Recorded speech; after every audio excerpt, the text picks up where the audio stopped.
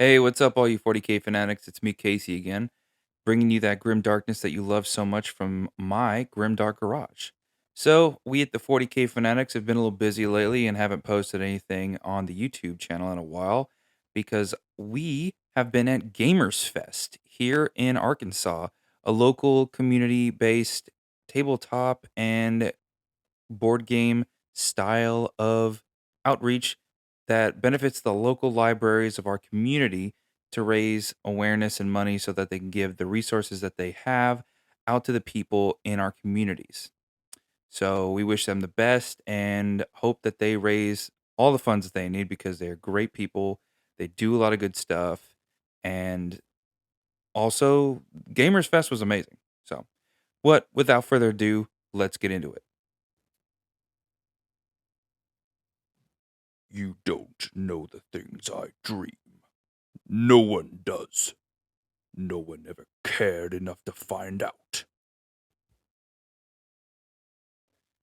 Perturabo, also known as the Lord of Iron, is possibly one of my favorite primarchs because he was a traitor, but he never fully fell to chaos. And also, he has such a rich and interesting personality. So let's dive a bit into him. Perturabo was discovered by the emperor on a harsh feudal world called Olympia, very similar to what ancient Greece was like here on the planet Earth. He possessed unparalleled genius in the realms of engineering, architecture, and strategy, and his mind was meticulously logical and analytical. Like, he excelled in both martial and intellectual pursuits, which made him like a great warrior and a visionary leader. However, he was also a spiteful and bitter person and extremely petulant. I went ahead and read the book The Hammer of Olympia to get a better read on Perturabo, and I gotta say, the word petulant describes him to a T. So, Perturabo, where do I begin? Perturabo is competent, methodical, smart.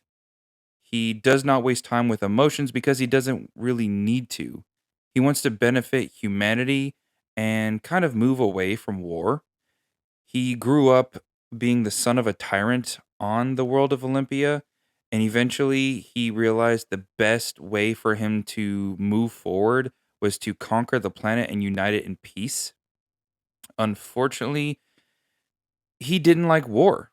He saw this as a means to an end, and when that war was over, that's when the emperor showed up and found him and picked him up and said, "Hey, guess what? I know you just got done with the war here, but I need you for this global space war." Yeah.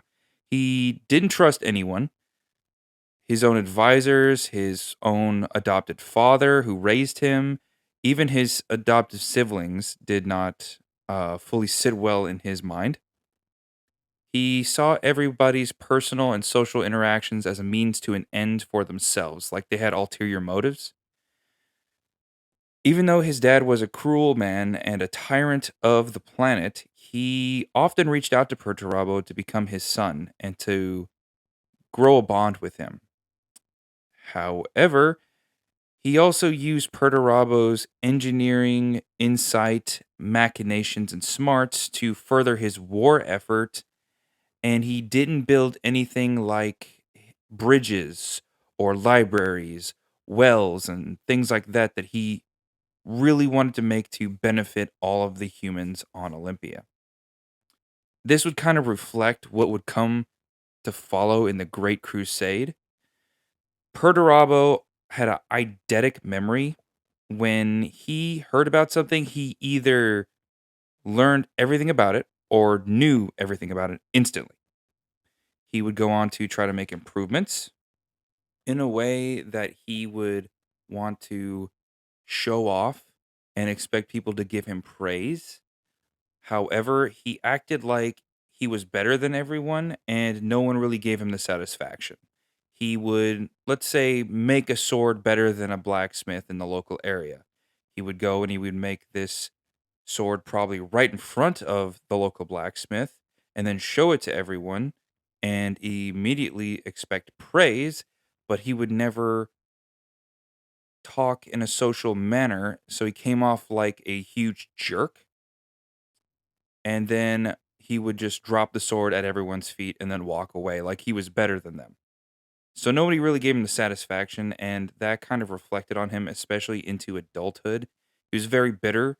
He didn't trust anyone, and he didn't see the point in a lot of things. It wasn't necessarily that he didn't see the point, it was just that he saw the end and he didn't care how he got there. So eventually, he came to realize through the quantitative reasoning in his brain that he was a creation sent here. He even had a memory where he was in his gestation capsule, saw the number on his gestation capsule, which was 3, and he also remembered the name that the emperor gave him because the emperor actually had names picked out for all the primarchs before the scattering.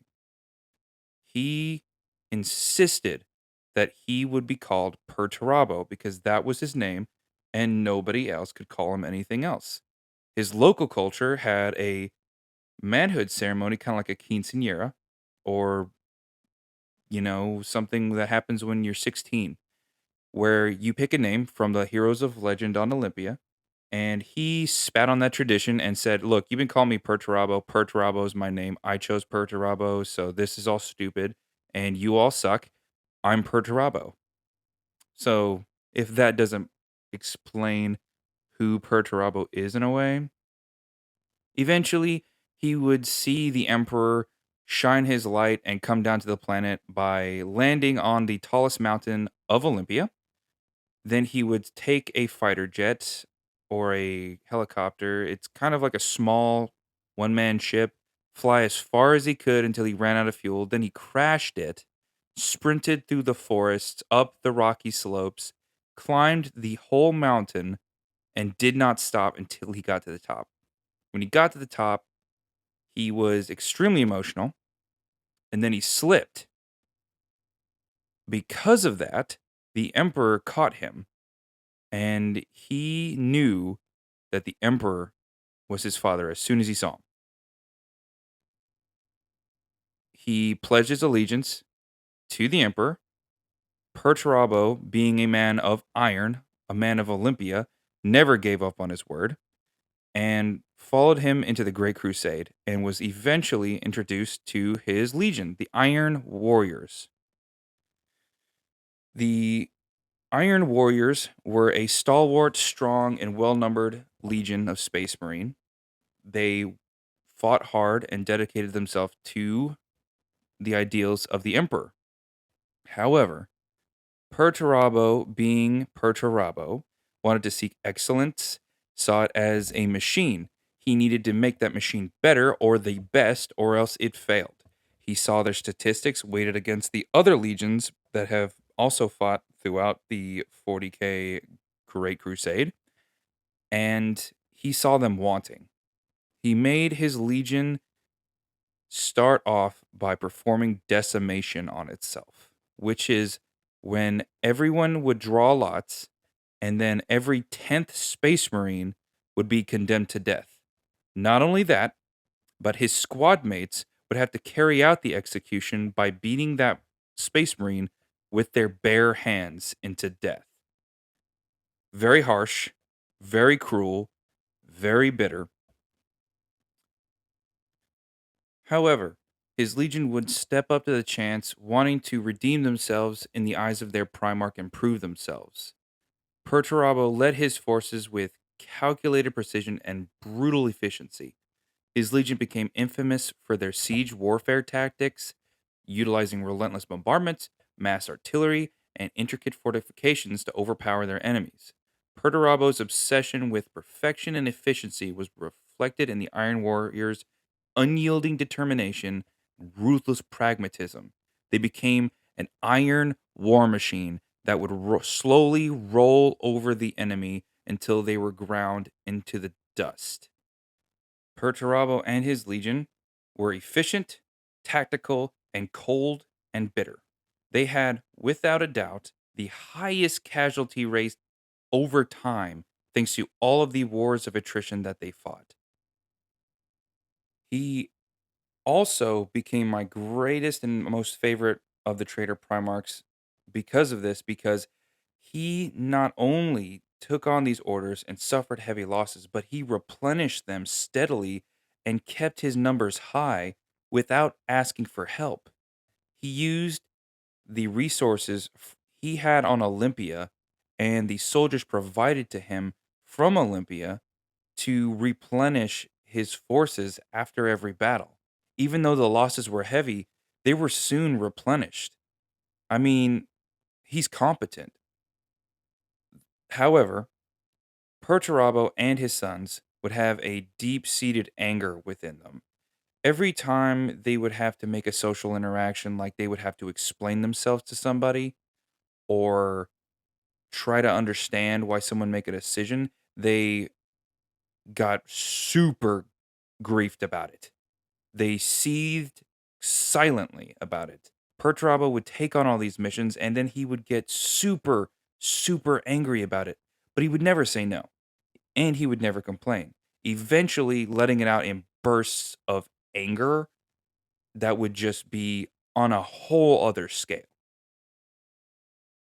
Perturabo and the Iron Warriors were cold, ruthless, and bitter. But they were competent, strong. In the end, his loneliness, neglect, and alienation of himself would come back to bite him after a severely crippling war of attrition against a species known as the Harud. Perturabo had gotten a message with his new reinforcements that his home planet of Olympia had turned traitor after the death of his adopted father. He would go immediately to Olympia, risking his ships, his men, to get there as fast as he could. One even blew up as soon as they entered the system. They invaded.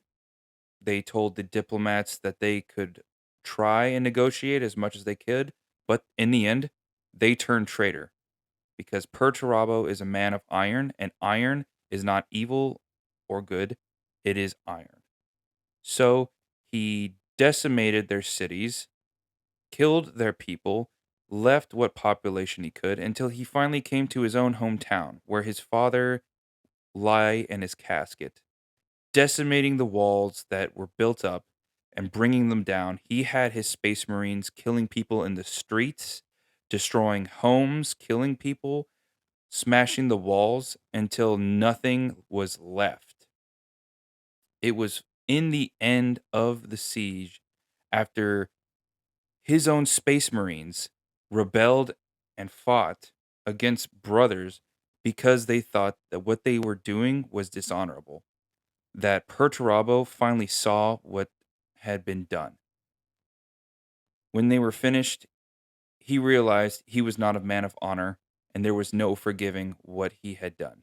Even his father, who in his eyes had gone from the height of humanity to a traitor, would not forgive him because he was not a man of honor and he was certainly not a man of iron.